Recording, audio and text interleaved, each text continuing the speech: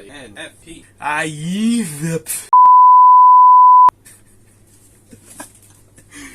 Oh no. Hi, I have a laptop on top of my lap. Funny how that works. So, the INFP male experience. Wow. What's it all about? So you have no idea what I'm talking about. I'm referring to MBTI, which I made a video about it. You can go and watch it somewhere. And today I'm specifically talking about INFP, aka me, aka the mediator, which is what the INFP's sort of nickname is. So before we get into that, I just want to give a few examples of like previous INFPs. We got William Shakespeare, we got Johnny Depp, we got Andrew Garfield, Kermit, Nicolas Cage, Edgar Allan Poe, Tom Hiddleston. Those are apparently some of the more notable INFPs. So before we touch on INFP specifically, there is this concept called like cognitive functions, which delves more into every single type. So each person typically has 4 cognitive functions with different hierarchy. So you have dominant, auxiliary, tertiary, and inferior. Dominant will be all the way up here, auxiliary is somewhere here, and then tertiary just a little bit down here, but inferior function is all the way down here. So between dominant and inferior is the biggest gap. So what that basically means is whatever type you are, you will have a dominant function, auxiliary, and so on, and you tend to use your most dominant function. That's sort of like a default mode, right? That's what you tend towards. For the sake of this video, we have, in order, introverted feeling, extroverted intuition, introverted sensing, and extroverted thinking. So if you notice in INFP's cognitive functions, there's actually no prospecting or judging in it. It's a whole other concept to get into, which might need another video, but this means my dominant function is introverted feeling, and that goes on to explain a lot of things about like being an INFP. The first feature I would say of an INFP is that we really value our authenticity a lot. And in relation to our introverted feeling, dominant function, it's really because for me, I'm generally guided by my own internal emotions, aka how I feel about something. Right? Once I figure out how I feel about something, aka my opinions and values about it, it becomes deeply integrated as part of my identity. And I value this not because of how I might come off to others, but because just compromising it just invokes this great sense of betrayal of my entire being. So like, for instance, if I'm someone who likes to play the guitar and I join a band, but then everyone except me likes this one particular song that I just do not like. In this case, it's something minor like a preference and not some giant social taboo or violation of social norms. So it'll be extremely hard to get me to willingly play it. And even if there is a great incentive, like let's just say they give me like $1,000 to play this song, like I would still only do the bare minimum, and there's no way you can actually catch me saying that I like playing this song in order to keep up with appearances. It's just not going to happen. And this is why I absolutely detest with a burning passion those kind of situations where I have to act hospitable or polite even though I don't actually want to. Like pretending to care about the well-being of another person just to sell them something like insurance or something, or pretending I like something that's popular just to fit into a group. Like I might look into it, but if I decide I don't like it, I just don't like it, man. Another aspect of my emotions is that I am, very emotional, and it might not seem like it because, especially as a man, I've been sort of conditioned to not express it because it's sort of like viewed as a weakness. Like, just look at this RBF. I look like I'm gonna murder somebody. And if anything, as introverts prefer to keep these emotions to ourselves and process them the best we can, because we understand that this excess of emotions might not be well received by most people. Like the example that I gave in the previous video where I would just feel sentimental over something like a tree, and not everybody wants to hear that. That's both good and bad, because when we do find someone that resonates with us, like, oh boy, we can go on for hours and hours and hours and hours at a time about our inner workings, like why I was so emotional about something, which would be in line with like introverts specifically preferring a small handful of like high quality friends. I guess the takeaway is that INFPs specifically feel a lot of emotions, but they don't really want to express it because of that introversion. We feel a lot internally, and if you ever get one of us to open up, you're in for a surprise. Even something like, so recently I went on this like trip to Vietnam. Even just passing through the departure gate made me feel like, you know what, I'm like making my own decisions now. I'm planning the itinerary ish. I'm setting my own accommodations. It's almost like, you know, I'm like my own little fledgling ready to take flight, literally, in the plane. And again, like, if you're raising your eyebrows on this exactly proves my point. But, you know, it's my video. I'm gonna share how I feel. Sue me. So our introverted feeling combined with our extrovert intuition can lead us to feeling empathetic to things around us, and sometimes involuntarily so. So let me explain. You know, we like to use our intuition to make sense of the things we observe on the outside world, to sort of create a logic of what the outside world means. This would be grounded in like our emotions. This is the basis of where our empathy comes from. So because I tend to automatically make my own predictions on how another person might feel or how I might feel under similar circumstances, I find myself relating to the same kind of emotions other people feel, even if I've never experienced the same thing myself. Or at the very least, there is a desire to try to want to put myself in another person's shoes. The exception to this would be if someone else is just way too distant from me, like we are too different in too many ways. Then I might need to experience some version of what they're experiencing, and even then, there are times where I don't feel myself empathizing with others because I've sort of made my own judgment on them. But in general, if someone else is going through a hard time, I can relate to the emotions that come with it, like anxiety, fear, frustration, stuff like that.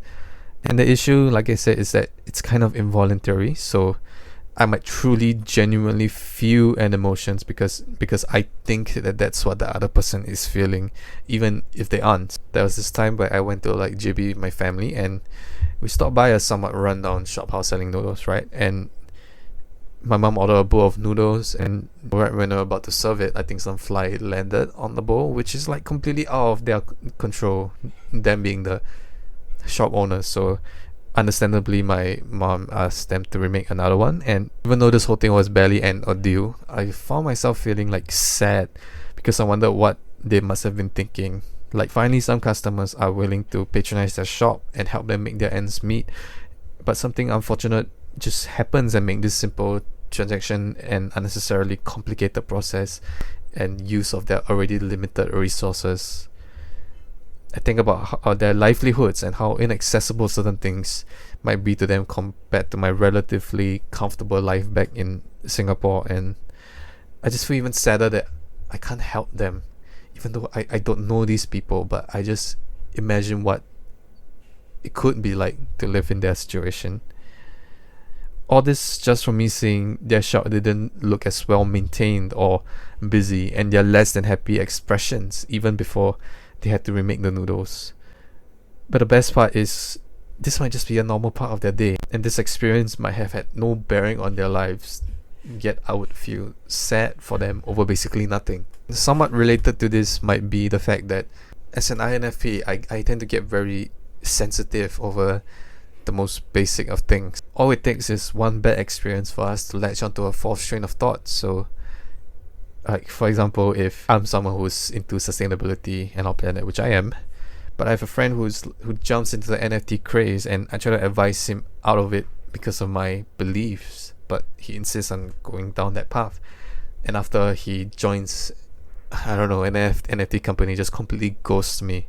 Like, even though there might not have been like a large argument on the matter, my mind will try to fill in the blanks. It's like, okay, how would someone would heavily disagree with all my beliefs feel if, you know, there are fundamentally different opinions about this certain thing? And I'll sort of conclude that my passion for sustainability drives people away. I would really have to sit down and use my other functions, particularly extroverted thinking, to think logically and pay attention to certain things like, hey, maybe he might have moved to a different country. I might not even take that into account. He might move to another country to pursue this thing, or might not even be related to me at all.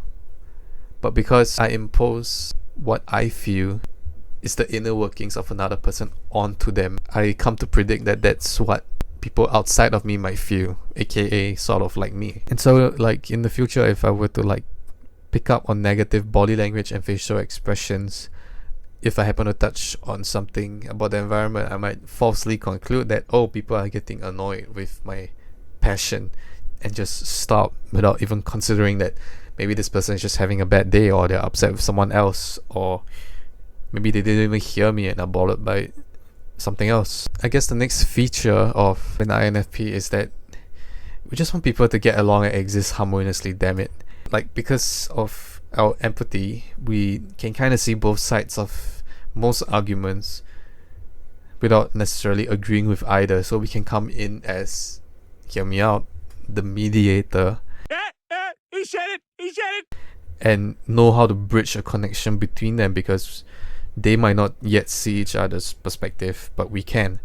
And even when this conflict has no negative effect on us, on me, I just want to solve it because I know that things can be better. The problem comes when I misinterpret things as arguments when they're actually not, or when an argument occurs where both sides do not want to reconcile and resolve the conflict. I wouldn't chalk this up to be this large noble trait, because I think in the end it's the internal discomfort that I feel. It might actually be a selfish thing where I'm trying to help people solve their problem to alleviate the discomfort that I'm feeling. And the nuance to that is that I might be more invested in resolving a conflict at the moment for two people, when actually the better thing for them to do might be to cool off and take some time to calm down before they come back to it. But I'm there like, no, you're gonna sit down and talk about it right now. You're not gonna leave this room until we solve this thing right now. It's just like not good. But the interesting thing is that this conflict aversion might affect INFPs in a way that it makes us people pleasers, because instead of us trying to mediate an argument between two people, we are one of the people involved in a perceived argument, and we feel like the best way to resolve it is to not have an opinion. Like that way there can't be an argument. But it can be a bit unhealthy, because that leads us to not voicing our opinions. And remember what I said about the authenticity. It's like a conflicting thing, and we might just develop resentment because we want to express our opinion, but at the same time we don't want to ignite a conflict. But on a more positive note, I guess we have more of a sense of wonder. Like, really little, seemingly insignificant things can catch our attention and make and wow us. To shift away from the cognitive functions for a bit, I feel this might be more related to the P in our INFP prospecting. That makes us more likely to want to discover something new and we react with it emotionally. So it could be something as simple as ordering a new dish from a restaurant that we normally go to. I notice this happening like when I go to a new food court for the first time, and it's like I want to try everything, and if it takes me 10 trips back to the same place, I will do it.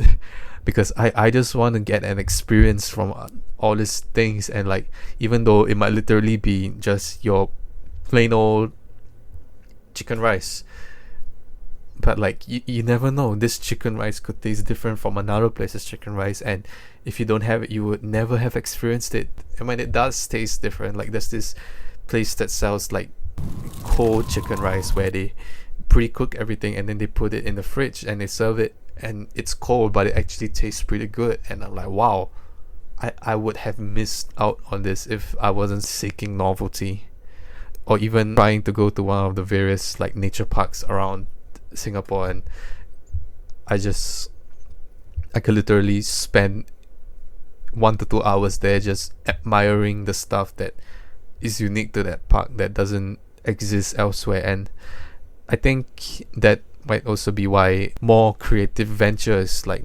arts and music and even making YouTube videos like this appeals to me, or I guess like INFPs more so than things that are like dead and static, like I guess like math, where there is almost no room for creativity, at least in its most basic form of like equations and things on paper. And last but not least, I feel like we can be really idealistic in a very like hopeless romantic kind of sense, because we're more like introverts, right? We tend to spend more time in our own mind thinking up all these possibilities, how again the world might be a better place if we can get along, or how things can be. So we tend to see a lot of like injustice and feel very indignant about like a lot of issues which realistically are more systemic and that we can't solve on our own, yet we still sort of wonder what it might be like. And when we realize that that reality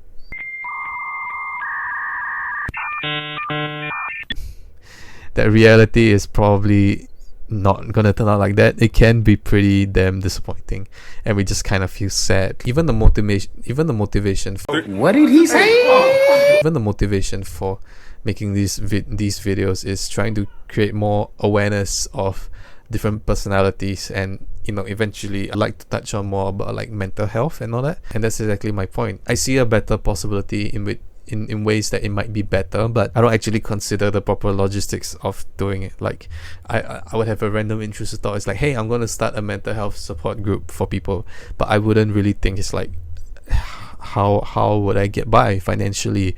Do I need more people? Do I need to train them? I wouldn't think of that. It is so easy for me to convince myself that I am already living in that future where all the work is already done, to the point where I relish in the emotions of what that future might look like, to the point where on the outside I just seem like I'm daydreaming, thinking about all these nice things that I wouldn't be able to get unless I put in the work. But thinking about putting in the work just doesn't count naturally to me. Just romanticizing on how I would already feel, in that sense, self empathy, in a kind of like a projection sense, like how I would feel like if I'm already in that situation, and I'm like borrowing emotions from the future, which again leads me to a lot of disappointment. So it really depends on how I see it, because it could be used as a way to motivate myself, or it could be a discouragement, because when I come back to the present I just get sad.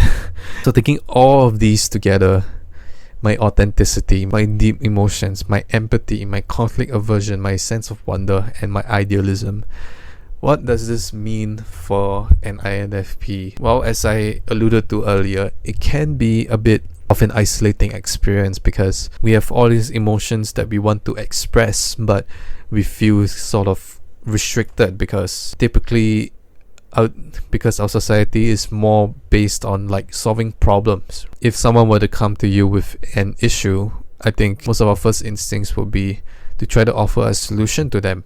Sometimes it feels like we're being indirectly silenced because we don't have an outlet to express all these emotions. And again, that's partially why I'm doing this. And in a way, we can get quite unintentionally judgmental of other people, because we develop all these impressions of other people very quickly. I think I would say more so than the average person. Maybe because of our past experiences, we use our intuition to create almost like a profile of other people like very quickly. And there's an irony in that, because introverts prefer to take the time to slowly get to know someone, but if something shows up as a red flag, we can shut ourselves off from people very quickly, because we very stubbornly determine that we already know what this other person is like, because maybe of like previous bad experiences with people. And because we hold ourselves true to our values, we feel like we're pretty sure that we don't want to hang around certain kinds of people, even though they might not be that kind of people we think they are. I think all this lends itself into the feeling of being a late bloomer, because with every little novel thing making us feel this sense of wonder, it can be quite hard to determine what we actually want to do, both in terms of like a life purpose as well as a solid career decision, because we have so many things that we want to experience, and we're taking our time to feel and process the emotions from all these things.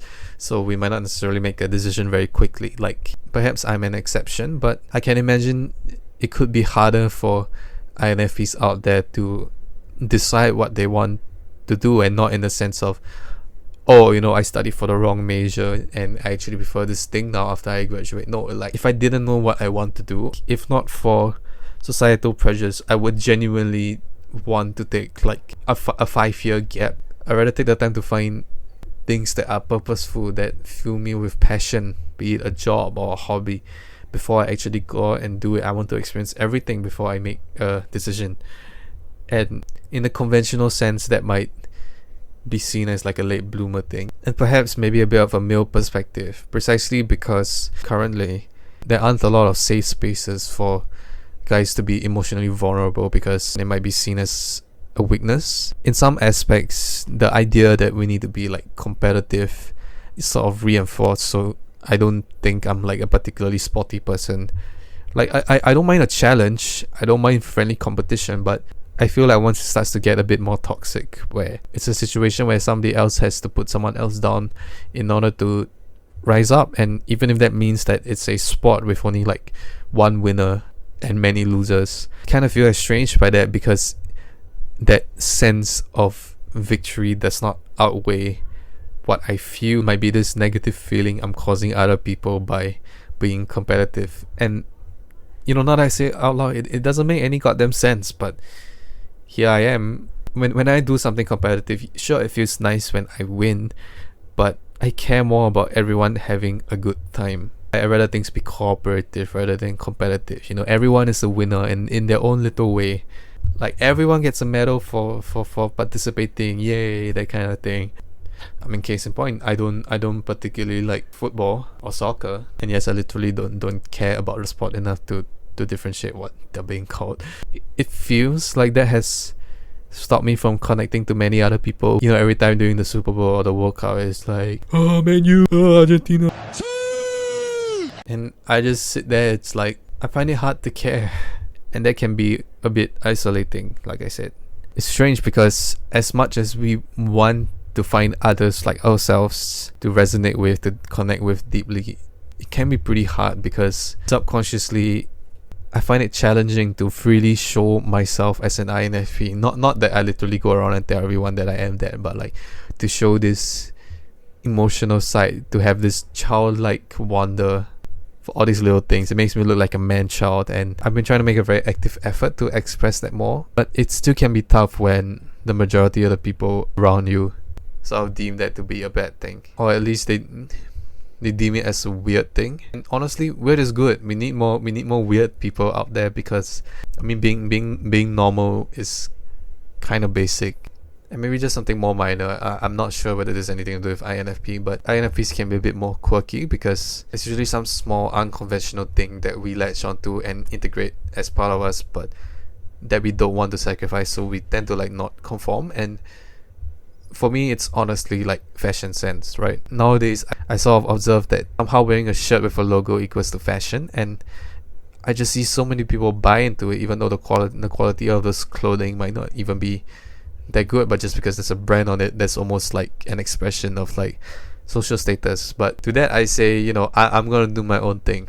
I tend to dress more to express, even though it might not be like conventionally fitting or even attractive, but like hell, I'm wearing a shirt with a goddamn teddy bear on it. And like even right now, the first thought in my head, it's like that isn't a very masculine thing to wear, and therein lies the problem. As much as there's societal pressure, I do not want to buy into it. Of course, if I'm going to like a wedding, I would like wear a suit, or I wouldn't just wear like a singlet and sandals and walk around Orchard. It's not that I don't have self-awareness, but if there is room to express myself, I'd much rather wear something personally a bit more visual, that sort of tells a story about me, rather than insert dress shirt here, insert cargo pants there. But I think this video has gone on long enough, so thank you so much for watching all the way to the end if you're still here. I hope you learn just a little bit more about an INFP, and maybe an INFP male specifically.